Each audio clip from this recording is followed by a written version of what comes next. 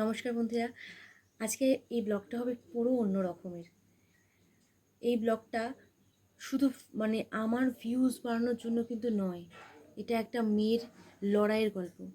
আমার কাছে এই মেয়েটা মৃত্যুঞ্জয়ী, মৃত্যুকে চোখের সামনে দেখেছি। আমি চুঁচুড়া শহরের বাসিন্দা অর্পিতা দাস, সে আমার ঠিক পাশের শহর চন্দননগরের বাসিন্দা। সে ওয়ার্ল্ড রেকর্ড করেছে, অক্সিজেন ছাড়া এভারেস্ট জয় করেছে। এত বড় একটা কাজ করেও আজও সে সরকারি সাহায্য থেকে বঞ্চিত। 24 ঘন্টা তাকে নিয়ে তার ইন্টারভিউ নিয়েছে, তার সাথে আলাপচারিতা করেছে, তার কথা শুনেছে, তার গল্প শুনেছে। তারাও বারবার করে আর্জি জানিয়েছে যে সরকার তার পাশে দাঁড়াক, কারণ তার মাথার ওপর রয়েছে 35 লক্ষ টাকা ঋণ। তাছাড়াও আরও অনেক দেনা রয়েছে, কারণ পিয়ালি বসাকের মুখ থেকে পিয়ালি বসাকের ভয়ঙ্কর অভিজ্ঞতা এবং আক্ষেপের। নমস্কার বন্ধুরা, ভাইরাল হেয়ার চ্যানেলে তোমাদের স্বাগত। এটা কোনো ব্লগ নয়, এটা একটা আবেদন, একটা অনুরোধের ভিডিও। এই ভিডিওটা প্রচুর পরিমাণে শেয়ার করো, তাহলে এই মৃত্যুঞ্জয়ী সাহসী মেয়েটার অনেক উপকার হবে। আমি সত্যি সৌভাগ্যবতী যে এনার মতো একটা মানুষের দর্শন আমি পেয়েছি। বসন্ত উৎসবে কি এমন অভিজ্ঞতা হবে আমি কল্পনাও করতে পারিনি। তোমরাও শুনে নাও সে ভয়ঙ্কর অভিজ্ঞতাটার কথা। হ্যাঁ, তারই মুখ থেকে তোমরা জানতে পারবে সে কতটা কষ্ট করেছে এবং সে কতটা বঞ্চিত আজও। জন্য আপনার চ্যানেল আছে, তো সেই জন্য আপনাকে সাথে দেখা হয়। আমি সত্যি এটা এখানে মুগ্ধ। আপনি এরপরে নেক্সট কি প্ল্যানিং আছে? আমার তো প্ল্যানিং অনেক কিছু আছে, যাতে আমাদের দেশের জন্য অনেক ওয়ার্ল্ড রেকর্ড করে আনতে পারি। আমি তো মাউন্টেনিয়ারিং করি, আবার তার পৃথিবীর 6টা উচ্চতম শৃঙ্গ ক্লাইম্ব করেছি, আবার স্কিও করি, পাহাড়ের ঢাল বেয়ে নামা। ওটাতেও আমার ইচ্ছা আছে যে মাউন্টেন ক্লাইম্ব করে স্কি করে নামা। এইগুলো যত রকম ওয়ার্ল্ড রেকর্ড করা যায় সবই আছে। সাপোর্টটা দরকার।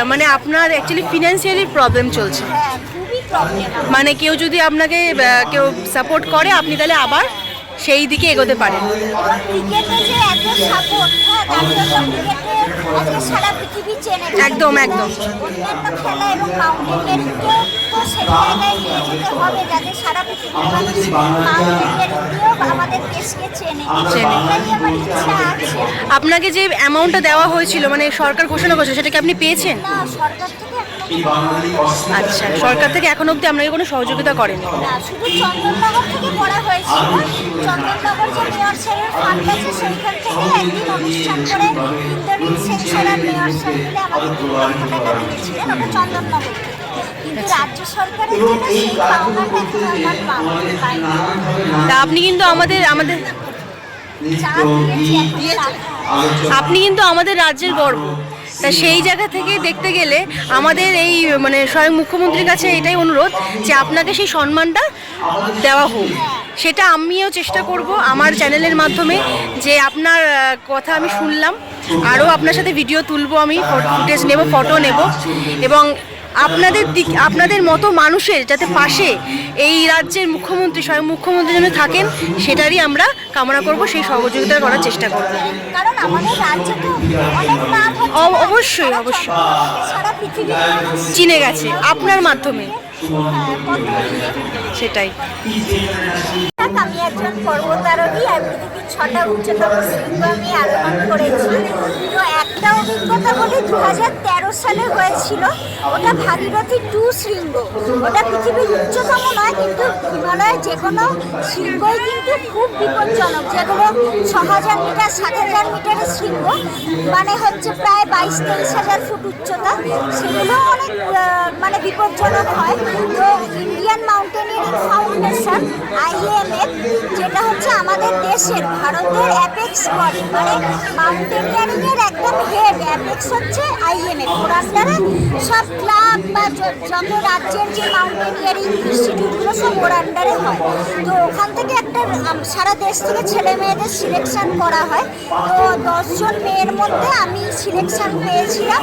ওয়েস্ট বেঙ্গল থেকে আমি একা সিলেকশন পেয়েছিলাম।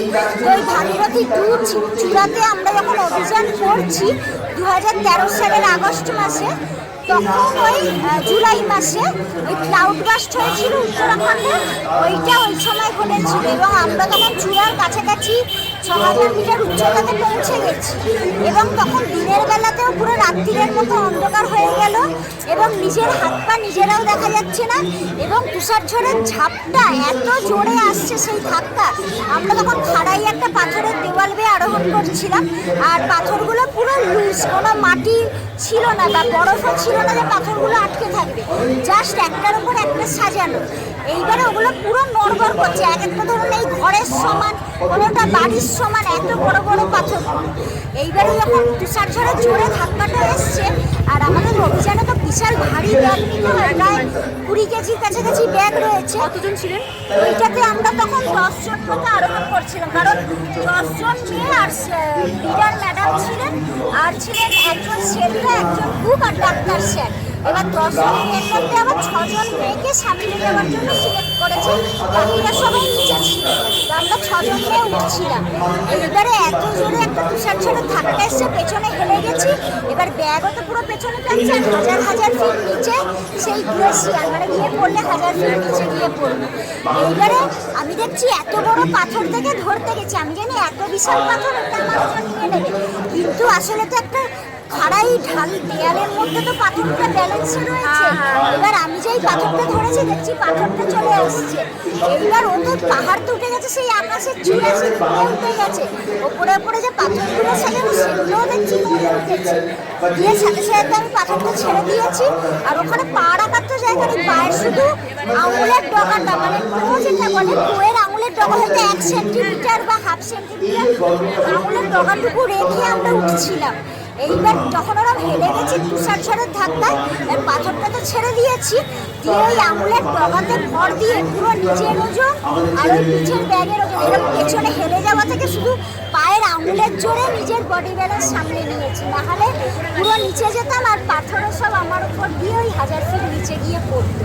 তারপরে যখন তারপর তো লিডার ম্যাডাম ওয়াকি টকিতে জানালেন যে যত তাড়াতাড়ি সম্ভব যেন আমরা নিচে নেমে আসি, তো কয়েক ঘন্টার মধ্যে কোমর বুক সমান বরফ হয়ে গেছে, মানে আমরা যদি কোথাও খেতে যাই বরফের নিচে চাপা পড়ে মানে ওখানে শেষ সমাধি।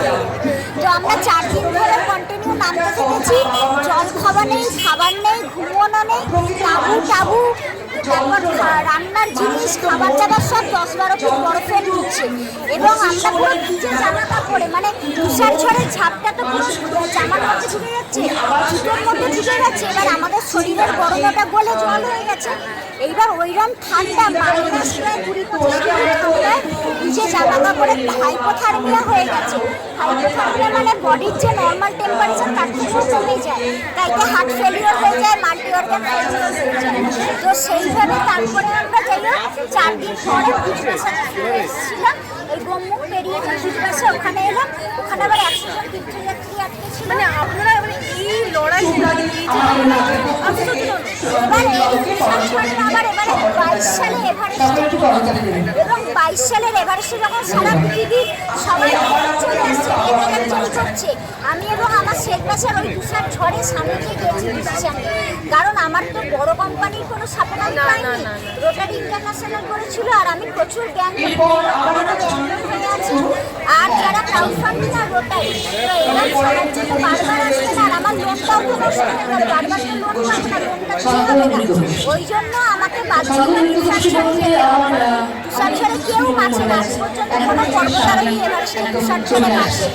তখন ওই অবস্থায় সেটা জেনেও আমি সিদ্ধান্ত নিয়ে যাবো, কিন্তু 2013 সালের অভিজ্ঞতাটা আমার কাজে লেগেছিল, সেই জন্য সাহস করতে পেরেছিলাম যে আমি চেষ্টা করে দেখি এভারেস্টে তুষার ঝড়ে যদি পারি, সেই কারণেই আমি সামিট করে তুষার ঝড়ের মধ্যে এভারেস্ট এবং লোকসে চতুর্থী একসাথে সামিট করে এসেছি।